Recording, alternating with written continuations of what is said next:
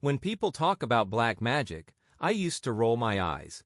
I'd always dismissed it as superstition, an old-world belief that had no place in modern life. That was before I experienced something that made me question everything I thought I knew about the world, and about evil. It began innocently enough. A few years ago, I moved to a small town to start a new job. It was quiet, surrounded by dense forests and dotted with homes that seemed to have been there for centuries. My rented house was an old but charming cottage on the edge of town.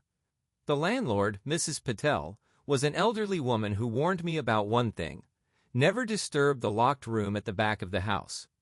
At the time, I thought nothing of it. She said the room was used for storage and contained some personal items she didn't want to remove. "It's just better left alone," she said. I didn't argue. The house was cheap, close to work, and the idea of one locked room wasn't enough to deter me. But as the days turned into weeks, little things started happening. Things I couldn't explain. At night, I'd hear faint knocking sounds, as though someone were tapping on the walls. Sometimes I'd wake up to find objects in my kitchen moved out of place. A chair pulled out, a glass moved to the counter. I chalked it up to my own forgetfulness, but deep down, it felt off. One evening, about a month after I moved in, I was cleaning the house and found a small, rusted key tucked behind one of the kitchen cabinets. It was old, with intricate designs etched into the metal. For a moment I stared at it, a chill running down my spine. Could this be the key to the locked room?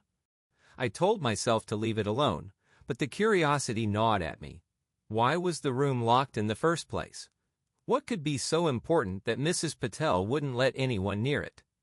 That night, I barely slept, my thoughts consumed by the possibilities. The next day, I couldn't resist any longer. With the key in hand, I approached the locked door. My heart pounded as I turned the key in the lock. It fit perfectly, and with a soft click, the door creaked open. What happens next will haunt you. Watch the full story now on Frightful Murmurs.